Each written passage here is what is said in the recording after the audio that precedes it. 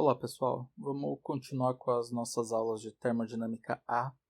Hoje a gente entra no capítulo 4, na primeira parte. Hoje a gente vê sobre trabalho de fronteira móvel e processos politrópicos, balanço de energia em sistemas fechados e a gente finaliza a aula de hoje com calores específicos. A leitura desse capítulo eu achei muito interessante, muito esclarecedora. Eu recomendo que vocês leiam. Termodinâmica é uma matéria que se faz boa parte por leitura, tá? Então, vocês precisam fazer essa leitura e encontrar a forma de vocês fazerem as próprias relações, ok? Todos os pedagogos hoje devem falar que o conhecimento não está no professor, não está trancado no livro, está do processo do aluno interagindo com tudo isso, tá? Então, vocês têm uma parte muito importante do processo de vocês, ok? Então, tomem esta função. A gente vai analisar aqui, o Senjo ele começa explicando que a gente vai analisar esses processos, alguns processos, em uma forma que ele chama processos de quase equilíbrio ou processo quase estático. Tá? Esses processos são muito lentos e ele permite que o sistema ele possa estabilizar no novo ponto de equilíbrio. Então assim, até coloquei ali embaixo. Deixa eu terminar de ler. Aqui tá bonitinho. Então são processos muito lentos que permitem que os sistemas possam se estabilizar no novo ponto de equilíbrio depois de uma transferência de energia ou realização de trabalho.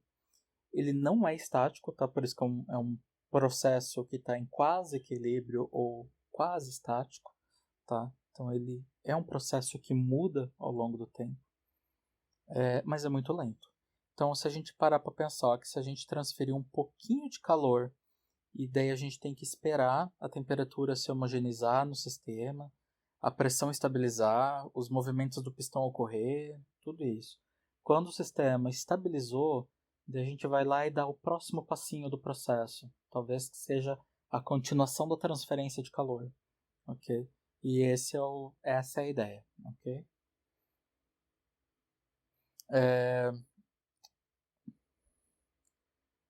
Isso aqui eu copiei do Senjo também. O trabalho de fronteira móvel associado a motores ou compressores reais não pode ser determinado de maneira exata apenas por uma análise termodinâmica, porque o pistão geralmente se move a velocidades muito altas, dificultando a manutenção do gás interno em um estado de equilíbrio. Eu até trouxe aqui um exemplo, queria achar uma imagenzinha aí. Se a gente considerar esse motor aqui, por exemplo, que diz que está a 10.000 rotações por minuto, isso são 166 rotações por segundo. É muita coisa. Se a gente pensar aí num comumzinho 3.000 RPM, a gente baixa para 50. Mesmo assim, é muita coisa, na minha opinião. Se a gente parar para pensar na dimensão das peças, tudo ali que está acontecendo, eu acho muita coisa. E a gente tem que lembrar que está ocorrendo injeção de combustível, a combustão do combustível, a expansão do cilindro, isso tudo em 50 vezes por segundo. É muita coisa. Ok? Um processo quase estático é o que o Senjo está falando, tá? Um processo quase estático é uma boa aproximação para motores reais, especialmente quando o pistão se move em baixa velocidade. Eu acho que aqui ele está, não vou dizer contrariando o que ele falou anteriormente, porque ele coloca aqui quando o pistão se move a baixa velocidade. Eu não sei que condições reais isso acontece. Talvez alguma condição de teste, ok? Talvez alguma situação específica que pode ser feita isso. Verdade é que existem modelos que utilizam padrões a ar, modelos para motores a combustão interna, que eles partem de uma termodinâmica bastante acessível e conseguem representar aí ter uma boa fidelidade, considerando, né, dentro de certos aspectos, aí consegue ter uma fidelidade ok para a gente compreender o processo de um motor real, ok? Mas tem que ser levado, tem que lembrar que são processos iguais, mas que acontecem de forma muito diferente. Aqui a gente está nesse quase estático. ok? Trabalho de fronteira. A pressão inicial do gás é P, o volume total é V e a área de seção transversal do pistão é A. Se o pistão se desloca de uma distância ds em quase equilíbrio, o trabalho de fronteira diferencial realizado durante esse processo é o que eu trago aqui, ó. Então a gente tem o trabalhinho de fronteira diferencial. Tá? Trabalho é força vezes deslocamento. Então o diferencial do deslocamento ali a gente traz. Se a gente fizer divisões, multiplica e divide por área, dimensionalmente fica igual, ok? Daí a gente pode lembrar que força sobre área é pressão, que é uma variável que a gente tem condições de medir, que a gente tem como processar aqui dentro da termodinâmica. Então a gente pode ficar com esse produto de pressão vezes área, vezes esse deslocamento infinitesimal. E daí a área vezes o deslocamento infinitesimal, a gente percorre um volume infinitesimal, ok? Então eu gosto de visualizar desde algo trivial que a gente conhece, que força vezes deslocamento é trabalho, até a gente chegar numa pressão vezes diferencial de volume, tá? Pressão vezes volume sendo também tendo a mesma dimensão de trabalho, ok? Acho importante isso aí. Então o trabalho de fronteira é esse produto PDV, ok? O trabalho de fronteira ele é positivo durante um processo de expansão e negativo durante um processo de compressão. Ok? Vamos pensar por quê? Porque se a gente for parar para lembrar que trabalho é positivo quando força e deslocamento estão no mesmo sentido, aqui a pressão ela está sempre fazendo força contrária, né? Ela está sempre contrária ao movimento.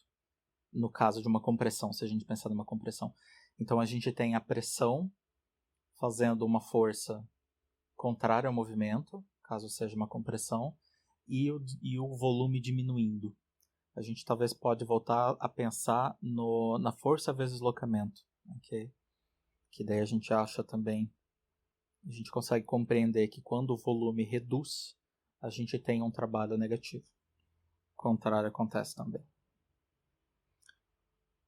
O trabalho de fronteira total realizado durante o processo de movimentação do pistão é obtido pela soma de todos os pequenos trabalhinhos infinitesimais ali do estado final até o inicial. Então a gente tem que lembrar que a cada produtinho desse, a pressão vai ter um valor diferente, tá? Mas se a gente dividir esse sistema aqui em diversos retângulozinhos, a gente consegue aproximar, né, a fazer a soma, né, que é a definição de integral, fazer essa soma de todos esses retângulozinhos aí, que vai ter uma dimensão dV e um produto da pressão P, né? Então a gente consegue, lembrando que esta pressão vai variar ao longo do processo, ok? Isso aqui, daí tem algumas formas, né? A gente pode, como é que a gente vai fazer essa integral? Aquela integral a gente pode fazer se a gente conhecer a função de pressão em função do volume, ok? Em alguns casos é ok de fazer. Aqui ele até fala, o livro até fala que nesse caso é a função trajetória dos pontos ali no diagrama pressão-volume. Ou a gente pode pensar caso a gente tivesse feito um experimento e a gente caso a gente tenha diversos pontinhos que a gente plotou, que a gente mediu entre pressão e volume, a gente pode plotar esses pontinhos, fazer uma curva de ajuste, ok? E daí sim fazer a integração a partir dessa curva de ajuste, ok? Ou fazer uma integração numérica, vai fazendo por deltazinhos entre o ponto inicial entre o atual e o anterior, ok? A gente pode fazer essa integração também. Aqui, trabalho líquido, né? Se a gente parar para pensar num processo que tem duas etapas, tipo, vem de 2 para 1 e de 1 para 2, a gente pode... Isso aqui poderia ser o percurso de uma máquina, por exemplo, que nos forneceria um trabalho líquido. Então, se a gente tem a área como sendo toda a área debaixo da curva a gente tem como sendo o trabalho, né? Se a gente pegar a área entre as duas curvas aqui, a gente encontra o trabalho líquido.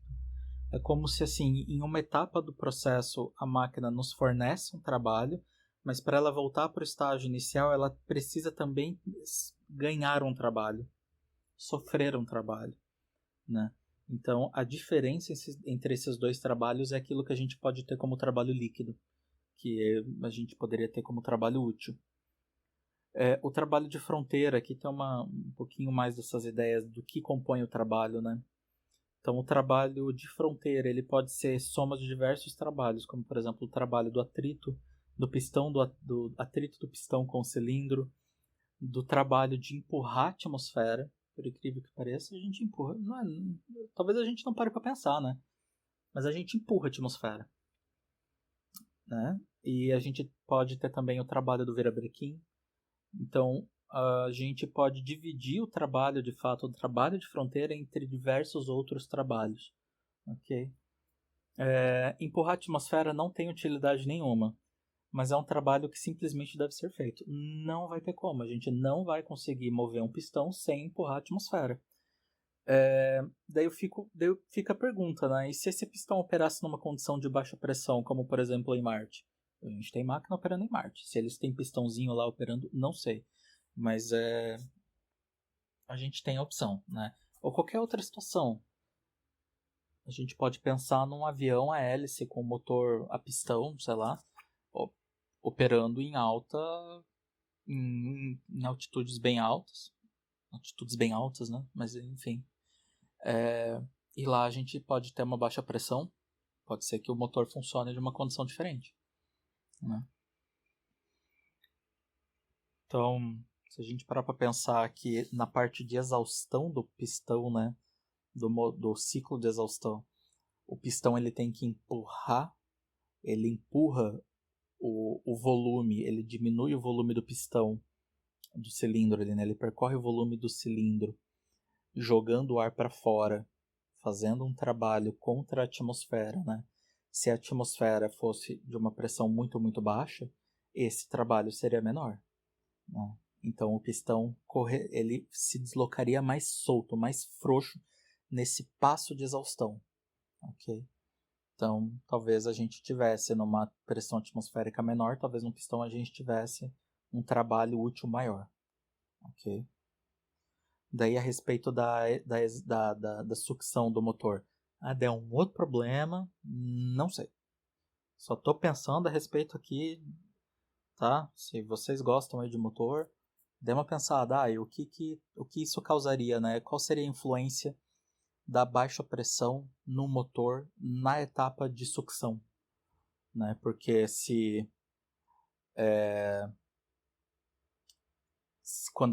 quando o pistão retorna do cilindro, ele vai causar ali uma região de baixa pressão, né? Então a atmosfera com a sua pressão, né, alta, tão alta quanto a atmosfera, ela vai fazer com que o escoamento aconteça, então, da alta pressão da atmosfera para dentro do cilindro que estava com uma região mais baixa.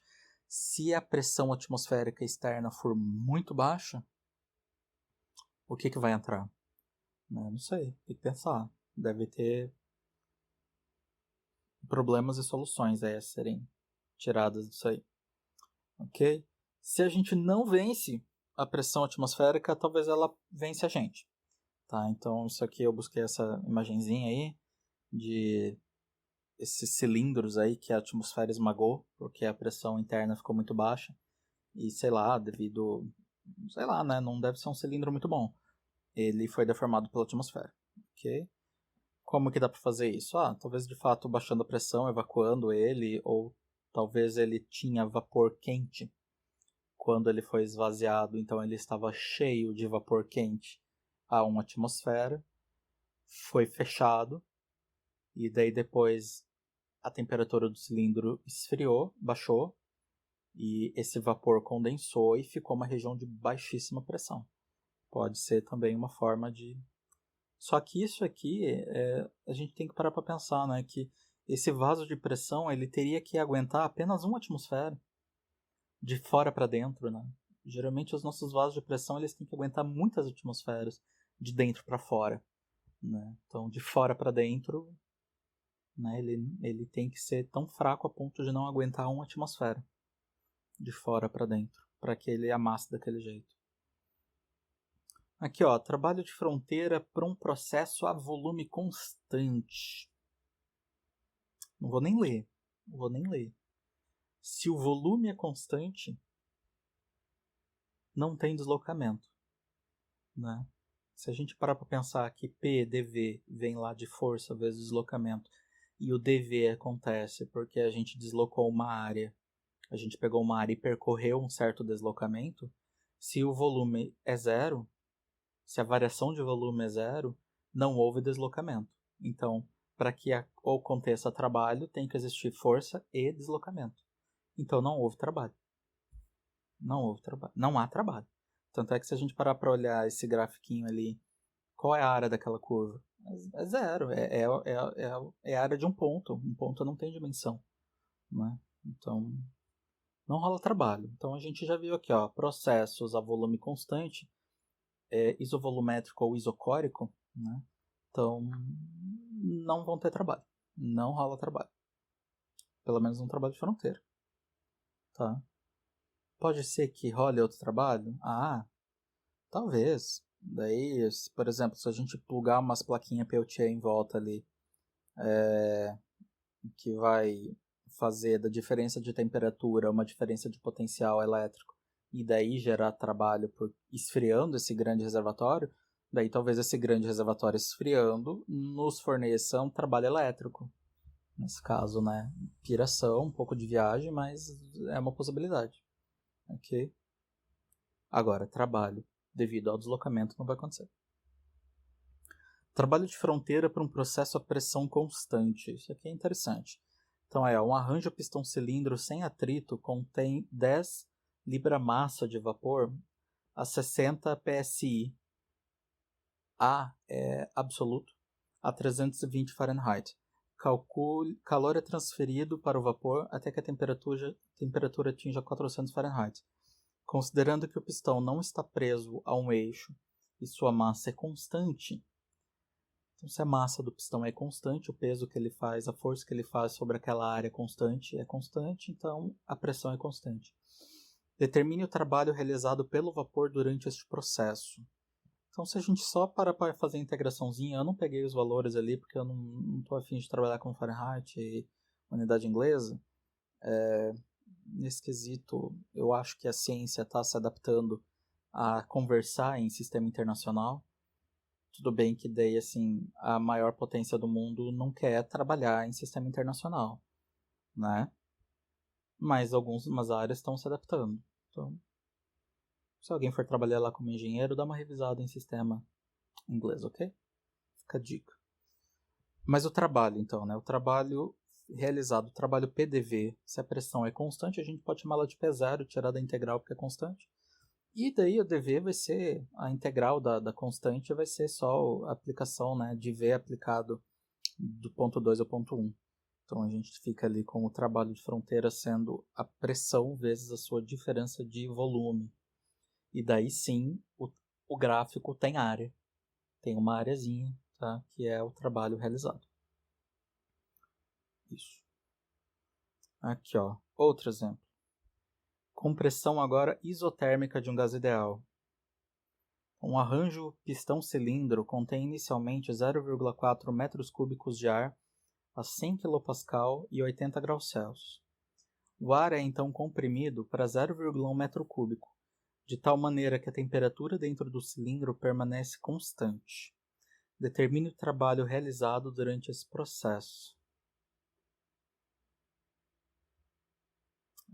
Tem que ter rolado aí também uma transferência de calor, né? Para que durante uma compressão ele tenha mantido temperatura constante, né? E essa quantidade de calor ela foi transferida provavelmente de dentro do cilindro para fora, ok? Se a gente parar para observar as temperaturas dos estados críticos, né? Da aula passada a gente viu que a gente pode considerar um gás como gás ideal se ele tiver a pressões muito mais baixas que a do seu ponto crítico e temperaturas mais altas do que a do seu ponto crítico. Então ali a temperatura do ponto crítico para o ar, para mistura ar, né, é 140 graus Celsius negativos e 3.000 e quase 4.000 kPa. Então, os 100 kPa e os 80 graus Celsius estão dentro dessa condição para a gente poder considerar o ar como um gás ideal. Se a gente parar para observar, então, aqui que a gente tem um processo isotérmico até zero, a gente, então, pode lá, né, recorrer à equação do gás ideal, modelo para gás ideal, o PV igual a mRT. A gente quer uma função de pressão em função do volume. Então, a gente acha ali uma pressão aqui, ó, pressão em função do volume. A gente só isola ali o volume e fica com mRT0, que é tudo constante em cima, dividido pelo volume. Okay? Então, o trabalho de fronteira vai ser o nosso trabalho PDV, integral de PDV. mRT0 é constante, cai fora, e a gente fica então com a derivada de dV sobre V, que vai dar ln de V aplicado de V2 a V1. Daí eu deixei cinza pequenininho ali, se a gente lembrar que o ln de V2 menos o ln de V1 é igual a ln de V2 sobre V1. Vocês não precisam acreditar, vocês podem testar, vai lá e testa, pega o calculador e testa. Tá? A gente pode resultar aqui, ó, ln de V2 sobre V1. E a gente pode ver também que se mRT0 é constante, a gente pode dizer que P1V1 é igual a mRT0, da mesma forma que a gente pode dizer que P2 vezes V2 é igual a mRT0. Okay? Se a gente tivesse igualado MR igual a MR, a gente teria ficado com P1V1 dividido por T1 é igual a P2V2 dividido por T2. Daí, como as temperaturas são iguais, a gente ia ficar com P1V1 igual a P2V2. Ok? Então, aqui eu posso usar mRT0 e substituir com o que eu quiser, tanto P1V1 quanto P2V2. Ok? E achamos aí então uma equação que vai nos descrever o trabalho de fronteira por um processo isotérmico. Ok? Então, para P1V1 vezes o ln de V2 sobre V1. Ok?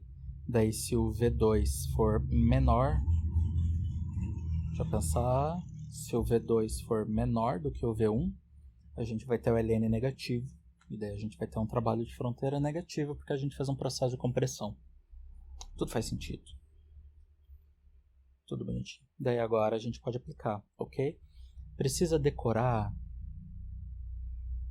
Eu acho que decorar, não. Decorar é uma palavra muito forte. Mas entender o processo, sim. Tá? Eu estou querendo passar aqui os pulos de gato, porque na época da minha graduação, isso aqui não foi explicado de forma bonitinha. Para mim era tipo, era decoreba, processo isotérmico, meu Deus do céu, processo isotérmico é o que tem o ln dos V, não sei, não vou decorar, não decorei, tá? Não foi um processo legal, mas não precisa decorar. Façam esse exercíciozinho vocês também, tá? Então, vocês podem ver ali da onde que as coisas saem para onde que as coisas vão, ok? E daí lembra, se deu ln ali de V, deve ser um esquema ali que o V foi para baixo, né? E fez a integral de dV sobre V, mas o que me gera isso, né? Então, a gente pode ver aí condições que isso que resultaria isso aí pra gente, ok? Vamos lá. E agora a gente resolve, tá? Bota aí os valorzinhos. A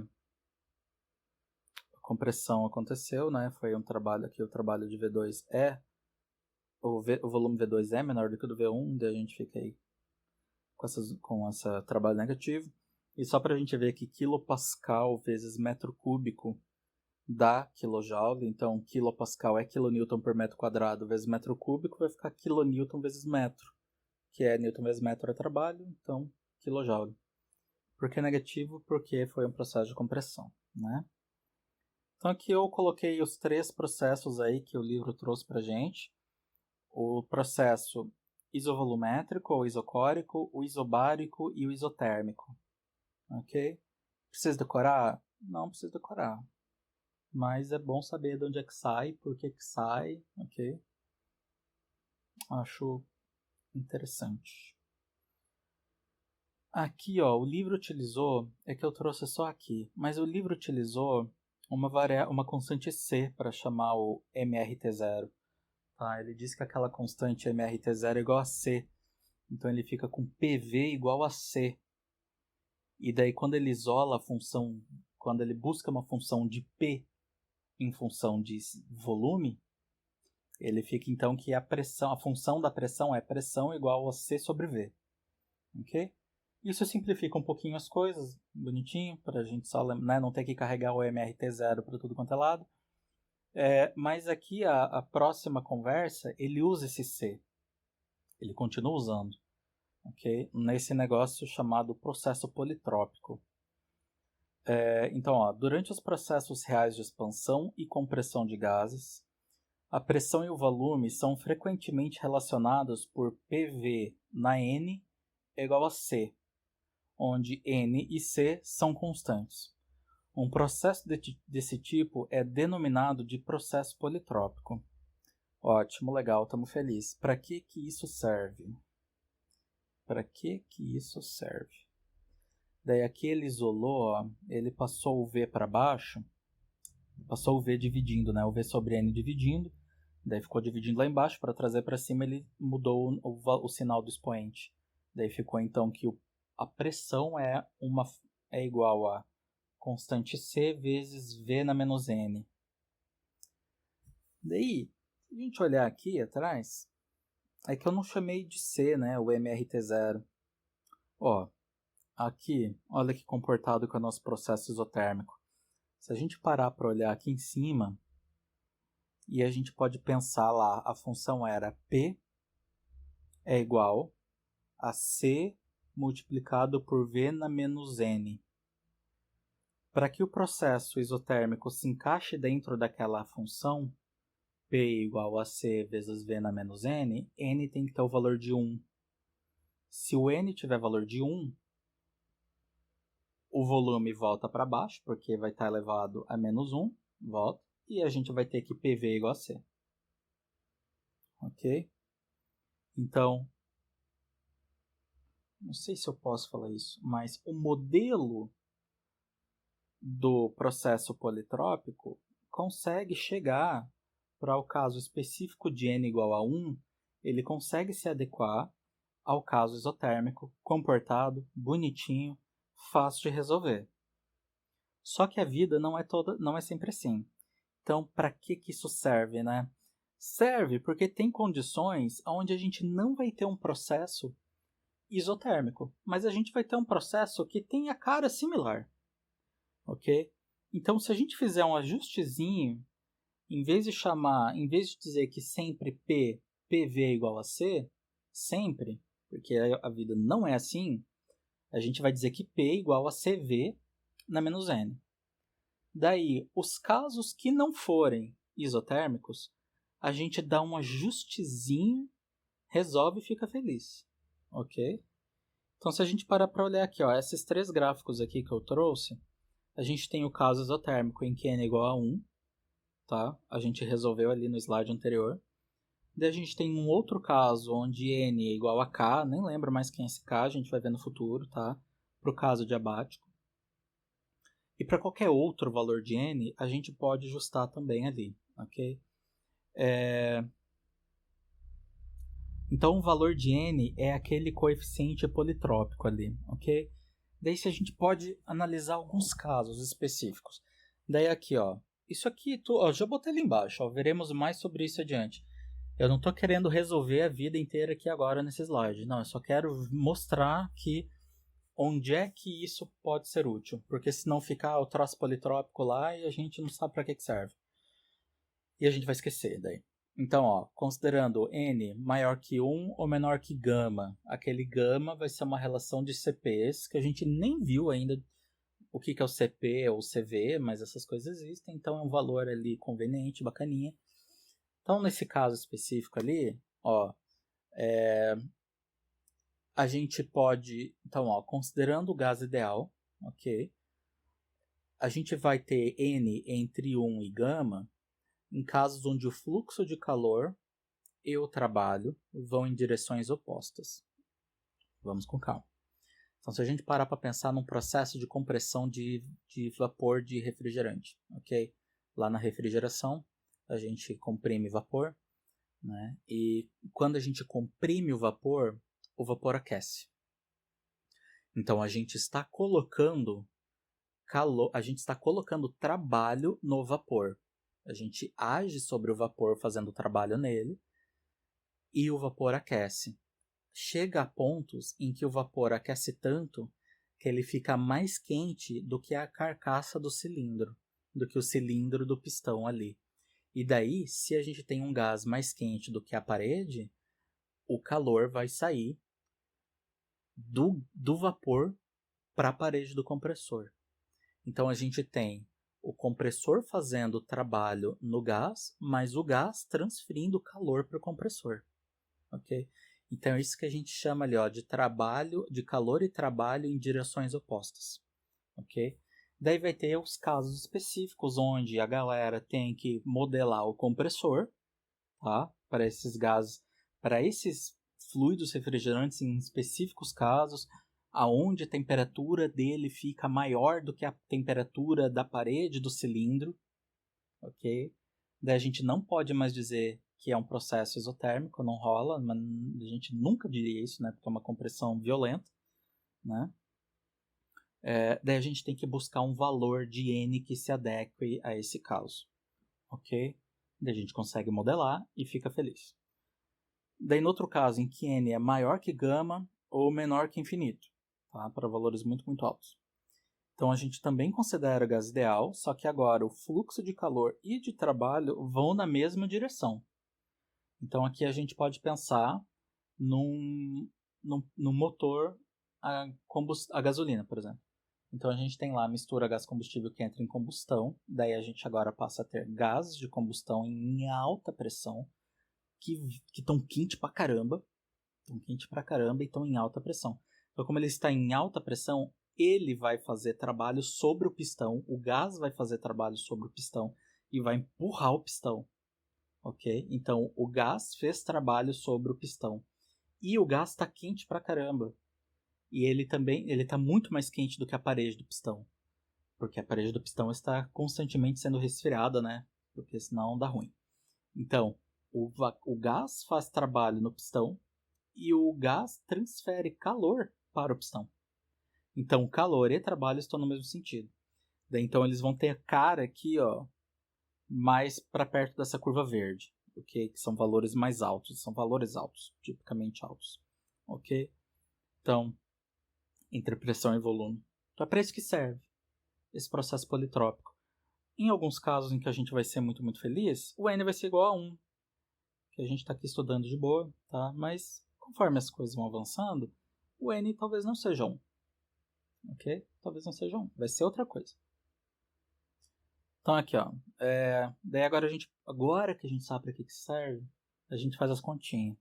Então a gente parte aqui, ó, de novo, né? Para N diferente de 1, o trabalho de fronteira continua sendo PDV, porque sempre será, né, de 2 para 1. A pressão é o quê? É CV na menos N, ali, bonitinho, multiplicando por dV, integrando em dV.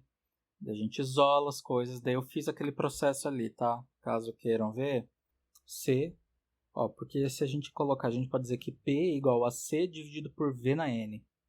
Daí a gente só passa multiplicando V na N e tá de boa. Então é P, V na N, igual a C. Daí eu botei ali, daí a gente tem que lembrar, né, que os expoentes vão, numa multiplicação eles vão somar.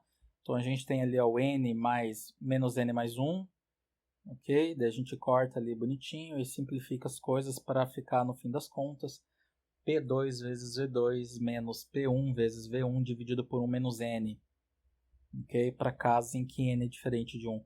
Se N for 1 ali embaixo, dá ruim, tá? Aquele troço ali vai tender a infinito, porque embaixo vai estar zero, não rola divisão por zero, ok? Então o trabalho de fronteira é aquilo ali para casos não isotérmicos, basicamente, tá? Para N é diferente de 1, ok? E eu só complementei ele embaixo, ele fala ó, que C é P1 VN V1N ou P2 V2N. Ok? Daí também pode ser, a gente pode chamar aqui para um gás ideal, né? PV igual a MRT. Ok, bonitinho, que MRT é o C, né? No caso. E a gente então pode substituir para MR ΔT em cima, em vez de fazer o P2V2 menos P1V1. Ok?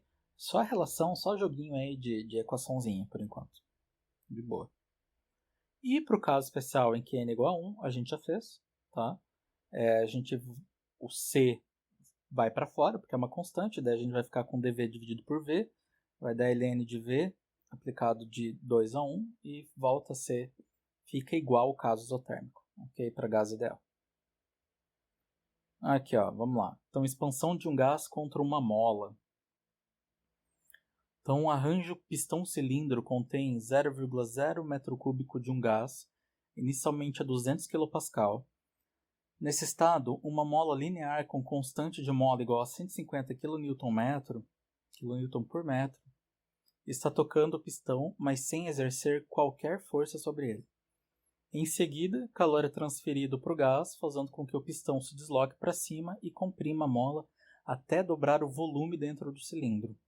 Considerando que a seção transversal do pistão é de 0,25 metros quadrados, determine a pressão final dentro do cilindro e depois o trabalho total realizado pelo gás. E ainda a parcela desse trabalho realizado contra a mola para comprimir.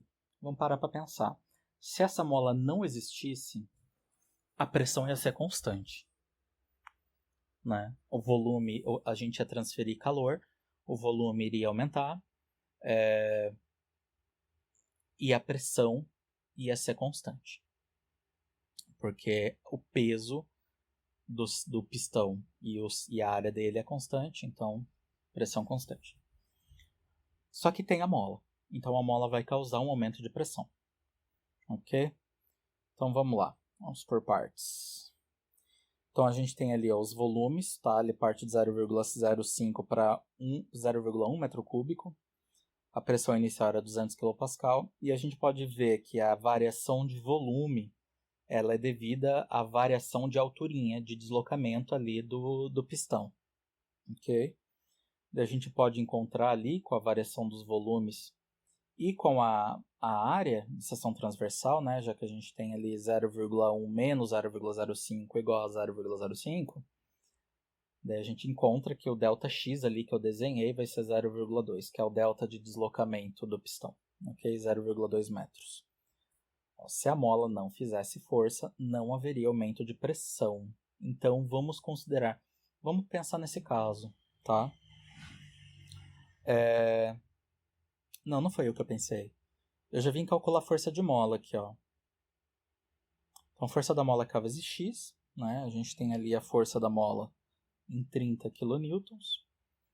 E a gente pode descobrir, então, qual é o acréscimo de pressão que a mola causa no gás, ok? Já que ele faz uma força que no fim das contas vai ser no deslocamento total da mola, ela vai fazer uma força de 30 kN naquela área de seção transversal. Qual é a pressão extra que a gente está colocando? É como se a gente olhasse esse pistão e fosse lá e apertasse ele, sabe, com o dedo. Vai lá e dá uma apertada nele com o dedo. Aumenta um pouco a pressão dele, ok? Dá para brincar com isso com o êmbolo de seringa, tá? Acha uma seringa grande aí, brinca com isso, ok? Temos então que a variação de pressão causada devido a essa força extra que apareceu vai ser então pressão é força sobre área, né?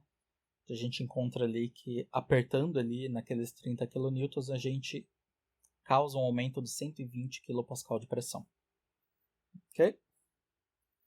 E a gente descobre então ali que a pressão final é os 200 mais os 120, vai ficar os 320 kPa. Então a gente descobre a pressão final dentro do cilindro. Depois a gente quer o trabalho total realizado pelo gás. Se não houvesse mola, a gente teria V2 igual a 0,1 metro cúbico e P2 igual aos mesmos 200 kPa inicial, se não houvesse mola. Tá? Daí então o trabalho de fronteira, que é só o trabalho do gás ali expandindo de boinha sem mola, seria PDV, pressão constante vezes variação de volume. E a gente acha ali que seria 10 kPa, ok? Daí a gente pode lembrar lá de mecânica geral 2 ou do segundo grau e lembrar que a energia potencial elástica é igual à variação da energia potencial elástica é igual ao trabalho da mola, ok? A gente calcula a variação da energia potencial elástica, que ele sai de zero, ela não estava fazendo força, então ela estava no seu comprimento relaxado, e a gente desloca 0,2 metros além do seu comprimento relaxado. A gente tem então ali que o trabalho da mola são 3 kJ. Daí a gente tem como trabalho total 13 kJ, ok? Então a pergunta, o trabalho total realizado pelo gás tem que ser 13, porque ele teve que vencer 10 só do trabalho de fronteira, mais 3 do trabalho da mola. E a parcela desse trabalho realizado contra a mola para comprimi-la é os 3. Okay? Essa figura que o livro traz, ela é muito didática nesse caso. Tanto é que o livro o Senja ele resolve pelas áreas. Ok? E dá bom. Olhem lá também. Ok? Como é que ele fez? Ali aquela curva, aquela linha ali é de 200 a 320 é a pressão causada pela força crescente constante da mola na área constante. Então a força da mola é K vezes X, por isso que vai fazer aquela linha ali, ok? E a área 1 ali de rosa clarinho é caso não houvesse a mola. Aquele ali seria o trabalho de fronteira. Balanço de energia. Aqui eu tenho que cuidar, porque eu posso pensar assim, isso aqui é meio óbvio. Não é. Não é, tá? Tanto é que eu às vezes fico pensando, porque tô querendo dizer, né? Porque eu tenho uma vivência com alguns tipos de sistemas e os trabalhos que eu faço, que eu já fiz, foi sempre com sistema aberto, até agora que a gente viu só sistema fechado, tá? Então, na minha cabeça, faz muito sentido eu pensar, e geralmente eu trabalho em regime permanente, essa é uma grande questão também. Então, no regime permanente, toda energia que entra é igual a toda energia que sai, ok? Aqui não vai fazer mal a gente pensar um pouquinho igual o livro, tá? O Senjo está aí para isso, para nos instruir, ok? Então, mais algumas coisas a gente tem como verdade, ó. Se o que entra for diferente do que sai, num jogo de lógica, né? Se o que entra for diferente do que sai, haverá variação do que está dentro. Por exemplo, uma caixa d'água enchendo, só que é um sistema aberto, né? Mas uma caixa d'água enchendo, ela entra mais do que sai. Então varia o que está dentro. A gente pode pensar em uma lata de refrigerante colocada no sol. Uma lata gelada de refrigerante colocada no sol. Ela vai aquecer. Então está entrando mais calor do que sai.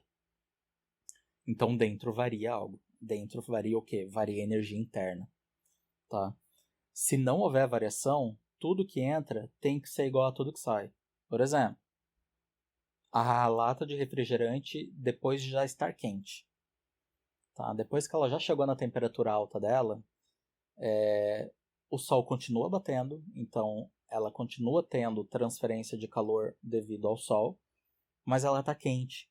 Então o ar ao redor dela, por radiação, qualquer coisa, outros mecanismos de transferência de calor vão fazer com que ela perca um pouco desse calor também para o ar. Então vai chegar num equilíbrio que a quantidade de energia que o sol bota dentro da lata vai ser igual à quantidade de energia que ela perde para o ar, ou para o seu arredor. Ok? Se o fim do processo for igual ao começo, então fechou um ciclo. Exemplo. Daí eu consigo pensar em sistema aberto também. Daí a gente pode parar para pensar numa geladeira. Se a gente acompanhasse, se a gente fosse uma moléculazinha de gás lá dentro, a gente iria passear por toda a geladeira. A gente ia ver todos os estados termodinâmicos que ela tem, todas as temperaturas. E a gente pode dizer que a gente começa a contar a diversão a partir do momento que a gente sai do compressor, daí a gente passa por condensador, expansor, evaporador, volta para o compressor, fechou um ciclo. Tá? Então, pode ser também um motor. Eu não gosto de pensar muito no motor a combustão, porque nesse caso, ok, de fato, a gente pode pensar que em regime permanente as coisas vão estar ali todas as mesmas temperaturas, né? E vai estar meio que igual, mas ali a massa que entra é jogada fora. Então eu não diria exatamente que é um ciclo daquela massa, é outra massa que está fazendo um ciclo. A máquina nos faz um ciclo e ela nos dá trabalho líquido. Então isso que vale, ok? Então é isso aí. Pensei nesses 3 casos. A gente aqui, ó, temos diferença entre energia que entra e sai sendo igual a variação de energia. A gente pode trabalhar em kJ. A diferença entre as taxas de energia que entra e que sai vai dar uma variação de energia no tempo, tá? Então vai ser em kW. Até hoje eu sempre trabalhei em kW porque fazia mais sentido nas coisas que eu estava fazendo. Okay? A gente pode também ter ali por energia específica. Mesma coisa, a variação entre entra e que sai sendo igual a diferença entre entra e que sai sendo igual à variação de energia do sistema. E se a gente tem um ciclo, a gente tem que todo o trabalho líquido que sai tem que ser igual ao calor líquido que entra. Ok? Ou em taxas a mesma coisa. Tem como entrar trabalho e sair calor? Tem. Geladeira acho que fez isso. Geladeira fez isso. Ela acaba tendo que... Ela joga para o ambiente mais calor do que o que ela tira do alimento, porque ela tem que levar em consideração também a energia que ela botou no processo de compressão. Então dá também. Ok? Então, ó, nesses casos, é prática comum utilizar a convenção clássica de sinais termodinâmicos e supor que o calor é transferido para o sistema, numa entrada de calor, na quantidade Q, e que o trabalho é realizado pelo sistema, saída de trabalho, numa quantidade W, e assim resolver o problema, ok? Que é calor líquido que entra menos o trabalho líquido que sai é igual à variação de energia do sistema. Esta linda e amada primeira lei da termodinâmica, ok? É o Q menos o W igual a ΔE. Ok? Bonitinho. Funciona.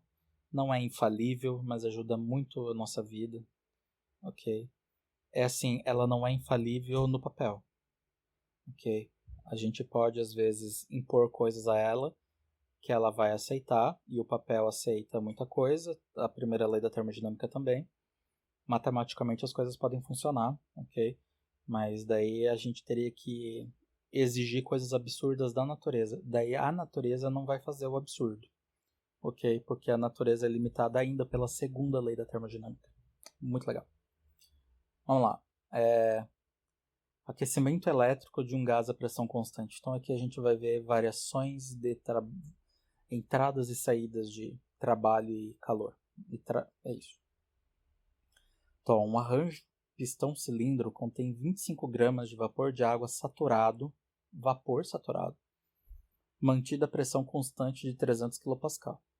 Um aquecedor a resistência dentro do cilindro é ligado e circula uma corrente de 0,2 A por 5 minutos a partir de uma fonte de 120 volts. Ao mesmo tempo, ocorre uma perda de calor de 3,7 kJ. Mostre que para um sistema fechado, o trabalho de fronteira WF e a variação de energia interna ΔU, na equação da primeira lei, podem ser combinados em um único termo ΔH, para um processo a pressão constante. Vamos lá com muito amor e carinho. Então a gente tem o trabalho de fronteira mais o ΔU, que é o que ele está pedindo para a gente, tá? Com pressão constante. A gente lembra que a pressão constante do trabalho de fronteira é P0 vezes ΔV, o V2 menos V1, e o ΔU é o 2 menos o 1, na energia interna. Daí a gente organiza 2 com 2 e 1 com 1, tá? Cuida ali dos sinais, e daí a gente lembra, né, ali em verdinho, ó, que a entalpia é a soma de energia interna mais o produto PV. Daí a gente organiza. Então ali vai ficar H2 menos H1 igual a ΔH. Daí no fim das contas a gente conclui o quê? Que o trabalho de fronteira mais a variação de energia interna num processo a pressão constante é igual ao ΔH, a variação de entalpia, que está tabelado e ajuda a nossa vida um monte. Ok? Vamos seguir. Temos que depois, determine a temperatura final do vapor. Então a gente tem calor. O que a gente tem aqui é assim, tudo que acontecer vai resultar em variação de energia interna. Ok? Tudo que acontecer vai resultar em variação de energia interna. Se não existe variação de energia interna, daí a gente tem um ciclo. Pode ser um ciclo, né? Não necessariamente, mas pode ser um ciclo onde de um estado, né, a gente volta para o mesmo estado. Então a energia interna volta para o mesmo estado. Daí a gente teria que calor e trabalho, a soma, né, de calor e trabalho é igual a zero, que é o que a gente viu lá no slide anterior. Mas aqui, tudo que acontece resulta em variação de energia interna. O calor que sai, o trabalho elétrico feito para dentro do sistema e o trabalho de fronteira realizado pelo sistema. Por isso que um é positivo e outro é negativo. Ok? O trabalho elétrico se a gente parar para lembrar aqui, vamos ver em laranjinha aqui primeiro, que a potência é U vezes I, lá do segundo grau, tá? Tinha uns macetinhos lá, mas potência é U vezes I. Daí eu lembro que potência é watt, a gente sabe que é watt. Se U vezes I é potência, então a tensão em volt vezes a corrente em ampere vai me dar potência em watt. Então, tanto é que a gente tem alguns lugares que chama de dar potência em volt-ampere. O produto volt-ampere. Ok? É watt. Então, volt-ampere é watt. Ok? Então, 120 volts vezes 0,2 ampere vezes 5 minutos vezes 60 segundos vai dar 7.200 watts vezes segundo. Daí a gente tem que organizar essas unidades. O que é isso aqui que a gente está fazendo, né? Watt é trabalho por tempo. Daí se a gente multiplica por tempo, a gente volta a ter trabalho. Ou energia, né? Que é a mesma coisa. Dimensionalmente. Então, eu quero cortar o watt, né? Então eu boto lá 1 sobre watt. Watt é igual ao quê? É 1 joule por segundo. Ok? E depois eu quero converter ali kilojoule para joule. Então eu já botei ali também. Resulta ali, bonitinho. Fica ali, corta as coisinhas, fica kilojoule sobrando. Então o nosso trabalho elétrico foi de 7,2 kJ. Ok? Vamos para o resto. Temos aqui, tive que recorrer a isso aqui. Eu dei uma roubada, olhei lá no livro. Tá? Mas exercício resolvido, né? Tá ali para isso. Eu vi que tinha que recorrer, que ele recorreu ao que a gente utilizou anteriormente, né? O que eu fiz? Eu só peguei esse WF ali, o trabalho de fronteira que está subtraindo do lado esquerdo, e passei somando do lado direito. Daí, muito convenientemente, lembrei que ΔU mais WF para processos a pressão constante é igual a ΔH. Ok? Daí, então, a gente fica ali com ΔH, que é ΔH maiúsculo, tá? O H maiúsculo é kJ, o H minúsculo é kJ por quilograma. Então, se a gente pega o kJ por quilograma e multiplica pelo quilograma, a gente fica, então, com Hzão, que é em kJ. Daí ele deu uma dica lá, né? Ele falou que o H1, ele está falando que ele é vapor saturado, então vamos entender que é vapor saturado seco, título 1, na pressão de saturação de 300 kPa para água. E a gente vai lá e encontra a temperatura do vapor, a entalpia do vapor saturado, 2.724,9 kJ por quilograma. Se ele já está como vapor saturado seco, se a soma entre trabalho e energia for positiva, ele vai avançar além do saturado seco. E o que tem além do saturado seco é vapor superaquecido. Ok? Que é o caso. Então o H2 aqui acabou sendo maior do que o H1. Então a gente teve ali trabalho e transferência de calor líquido deu maior. A variação de energia interna foi crescente. Isso que eu quero dizer. Daí a gente vai ali e acha na tabelinha lá um valor muito bonitinho que o Senja já trouxe ali pra gente, não precisa nem interpolar, tá bem próximo. Ok, 200 graus Celsius. Tá ali o grafiquinho. A pressão constante. Ok? Estudem outro exemplo resolvido. A sala tá ficando grande demais e eu vou deixar que vocês estudem outro exemplo resolvido com muito amor e carinho. Vamos falar de calor específico. Esses dias eu tava insônia, eu tinha lido esse capítulo, bateu uma insônia, fiquei pensando nisso aqui.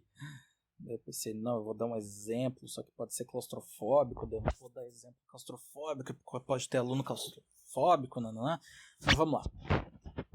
Calores específicos. O Senjo já traz uma figurinha pra gente aí, ó, muito bonitinha, que ilustra, né, 1 kg de ferro e 1 kg de água. Os dois sendo de 20 graus para 30 graus. Só que ele diz que para conseguir isso, ele precisa ofertar 4,5 kJ para o ferro e 41,8 kJ para a água. Ok? Um bocadão a mais. Então a água precisa de muito mais energia do que o ferro para aumentar 10 graus de temperatura, de 20 para 30. Ok? Isso é uma propriedade da substância. Então, calor específico é uma propriedade da substância. E elas variam, tá? De substância para substância e conforme o estado termodinâmico. Mas vamos lá. O calor específico é definido como a energia necessária. Olha a unidade grandona que eu botei ali, ó. É a energia necessária para elevar em 1 grau a temperatura de uma unidade de massa de uma substância. Daí, se a gente parar para lembrar que um delta grau Celsius é igual ao delta Kelvin, tanto faz colocar quilojoule quilograma Kelvin ou quilojoule quilograma grau Celsius. Eu sempre coloco quilojoule quilograma Kelvin por óbito. Ok? Então, é isso aí. Então, se aquele substância ali do cubinho que tem um calor específico de 5 kJ por quilograma Celsius recebe 5 kJ e ele tem 1 kg, ele vai aumentar em 1 grau Celsius. Ok? A unidade fala muita coisa pra gente, sempre. Quando a gente for estudar condutividade térmica, coeficiente global de transferência de calor, ou coeficiente de convecção, as unidades, elas nos explicam meio caminho andado. Tá? É meio caminho andado. Então, olhe com amor e carinho para a unidade. Aqui tem essas figuras aí, elas estão para o hélio, tá? Esses valores aí tá para o hélio, eu que apaguei a informação. Mas eu vou começar pela figura da direita, ok? Onde tem o CP. Então, se a gente parar para pensar aqui, ó, que a gente vai ter, no caso do CP, a pressão vai ser constante. Calma, o que eu estou falando, né? Eu vou fazer um processo de transferência de calor a pressão constante. E a quantidade de energia que essa substância absorver para aumentar em 1 grau Celsius para cada 1 kg de substância vai ser igual ao calor específico à pressão constante, porque eu fiz um processo à pressão constante. Ok? Então, ó, transferir calor por uma massa, digamos ali 1 kg de hélio a 1 grau Celsius, né? Transferir ali 5,19 kJ por 1 kg de hélio e ele aumentou em 1 grau Celsius. Como eu transferi calor e como ele aumentou a temperatura, ele aumentou o volume, né?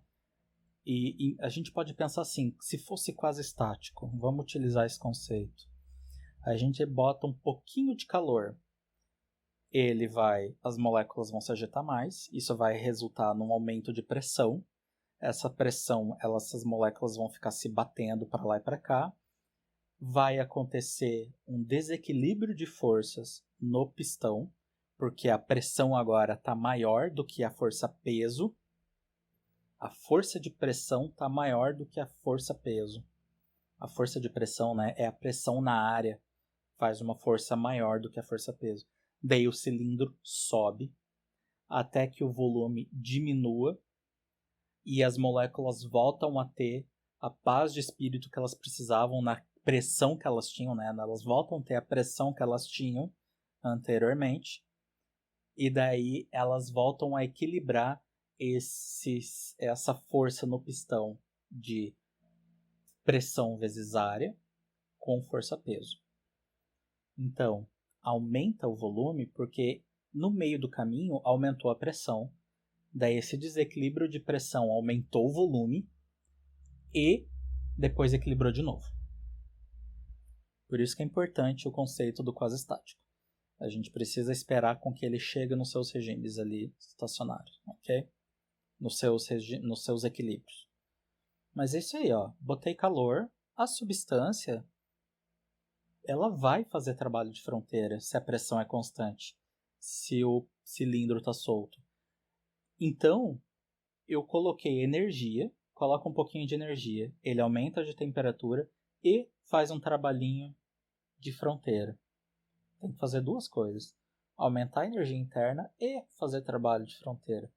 Então, para eu conseguir acumular um crescimento de 1 grau Celsius, eu preciso colocar uma certa quantidade ali, que eu não sei se é grande ou pequena, mas eu vou ali é o 5,19. Se a gente comparar com o do vizinho, a gente já vê que é maior. Então, digamos que é uma quantidade grande de calor. É maior do que o do vizinho, do caso vizinho.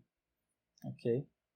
Então, ó, a gente pode pensar que parte da energia colocada aqui pode escapar na forma de trabalho de fronteira. Por isso que mais calor é necessário para chegar no delta desejado. Mais calor do que quem? Mais calor do que o caso vizinho. Ok? Vamos olhar o caso vizinho. No caso vizinho, o volume é fixo. Não vai ter trabalho de fronteira. Eu só estou colocando o calor, não estou tirando. Só estou colocando. Então, as moléculas vão se debater. E não vai ter para onde esse volume aumentar. Então, não vai ter trabalho de fronteira.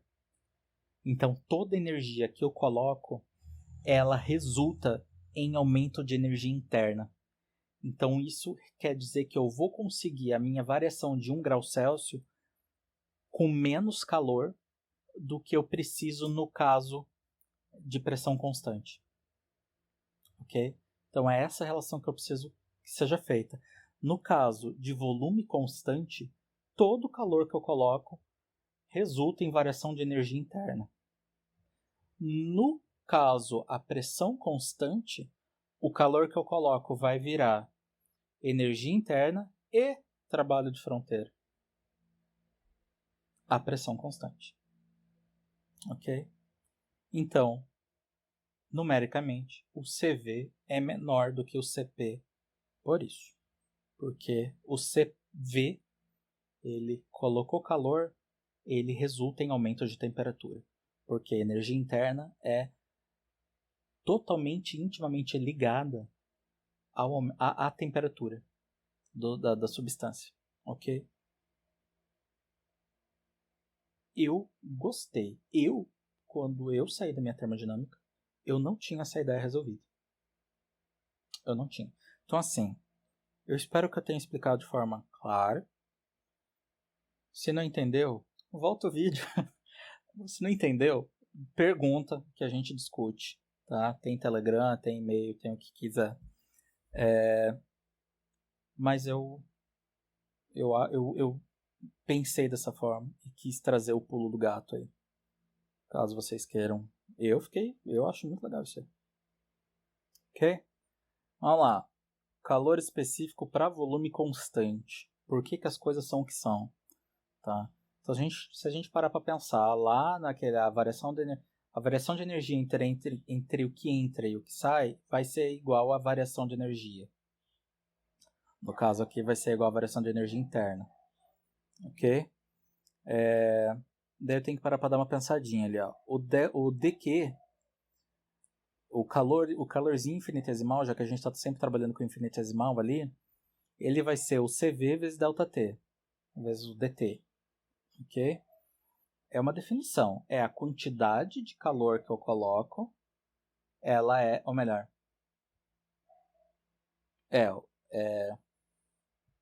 calor específico é a quantidade de calor que eu coloco para ter uma certa diferença de temperatura. Então, se eu multiplico isso, eu passo o ΔT multiplicando, eu tenho que O calor é o quê? É o calor específico vezes o ΔT. Ok? Nesse caso aqui eu estou com calor específico a volume constante, eu estou trabalhando tudo que é infinitesimal. Tá? Então a quantidade de calor que entra é o quê? É o CV vezes o dt. Deu bota ali, não tem calor que sai. Não tem energia que sai. Não sai energia na forma de trabalho, não sai energia na forma de calor. Então eu tenho que o CV vezes o dt é igual à variação de energia interna, é igual ao du. Ok? Então eu isolo as coisas ali, eu tenho que o CV é o quê? É o du sobre dt, a volume constante.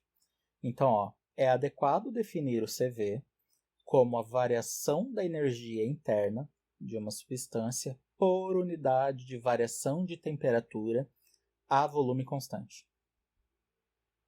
Ok? Então, calor específico a volume constante é intimamente ligado à variação de energia interna. A pressão constante, vamos lá. Então a gente volta, tem a mesma coisa aqui. Variação de energia, o D energia que entra menos D energia que sai, igual a variação de energia interna, o DU, infinitesimal. A energia que entra é o calor, que é o CP ΔT, ou CP dt. Okay? A energia que sai, aqui tem uma saída de energia. Aqui ele sai energia na forma de trabalho de fronteira. Então, e a pressão constante. Então eu boto ali um P0 dV. Ok? Que é o meu trabalhinho infinitesimal. Aqui, observe que aqui eu estou trabalhando com V minúsculo, tá? É porque aqui eu tô e o Ezinho tá minúsculo, porque aqui tá tudo em tipo, metro cúbico por quilograma, quilojoule por quilograma, tá? É só isso que muda. Então, ó, agora eu organizo as coisas, eu tenho o CP dt menos a energia que sai, que é o quê? Que é o P0 dV igual a du. Daí eu organizo as coisas e fico com CP dt igual a du mais P0 vezes dV. Aí daí a gente lembra que a entalpia é, por definição, a soma do produto da energia interna mais o produto PV. Então a gente vê que esse lado ali vai resultar numa entalpiazinha infinitesimal. Ok? Então a gente tem que o CP dt vai ser igual ao dH de entalpia. Então o CP, que é o calor específico à pressão constante, ele é relacionado à entalpia.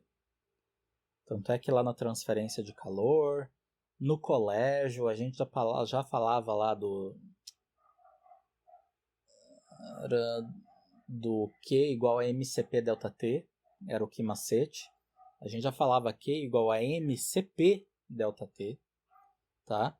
E isso, mais para frente, a gente vai ter que vai ser igual a M delta H, ok? Então, tanto é que eu posso isolar, tá aqui, ó, tá aqui na primeira linha de cima ali, ó, do lado direito. Eu tenho que CP dt é igual a ΔH. Se eu multiplicar os dois lados por m, eu vou ficar com mCp ΔT igual a m ΔH. E isso é igual ao quê? É a quantidade de calor total que eu coloco em kJ. Se eu multiplicar pela vazão mássica, kJ por segundo, daí eu tenho taxa de energia. Então eu tenho um mCp ΔT igual a m ΔH, esse m sendo quilograma por segundo, resulta tudo em quilowatt. E está resolvido. A gente faz balanço de energia assim depois, tá? Com substâncias que, por exemplo, num trocador de calor estão escoando a pressão constante. Ok? Escoando a pressão constante.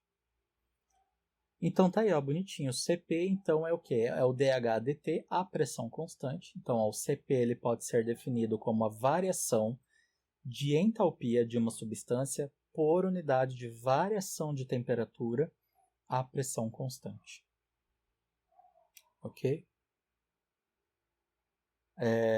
Aqui, ó, observe que o CV e o CP são expressos em relação a outras propriedades. Então, ó, a entalpia, energia interna, isso tudo está tabelado. Tá tabelado. Tá? Então, assim, eles próprios, o CP e o CV, eles são propriedades. São propriedades da substância.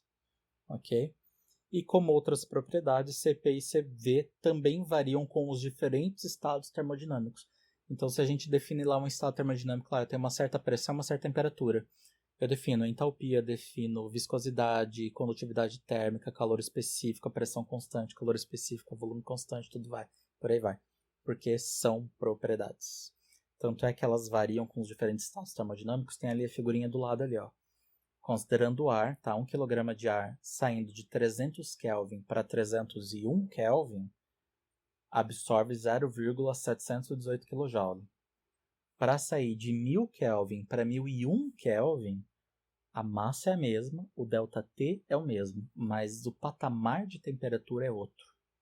Ele precisa absorver 0,855 kJ. Então, o calor específico varia com a temperatura. Ok? Então, varia pouco, tudo bem, varia pouco, mas se quer fazer uma continha aí um pouco mais precisa, tem que levar em consideração a variação do calor específico no processo de transferência de calor. Se os seus deltas de temperatura forem, seus deltas T's forem muito grandes, daí a gente tem que parar para pensar aí num ajuste do calor específico ou um calor específico médio entre essas temperaturas do processo que você está fazendo. Ok? Muito obrigado. Aula que vem a gente vai para energia interna, entalpia e calores específicos dos gases ideais, relação entre calores específicos dos gases ideais, energia interna, entalpia e calores específicos dos sólidos e líquidos. Ok? A avaliação do capítulo 4 ela vai ser colocada no Moodle das 8 da manhã às 10 da noite do dia 29/10.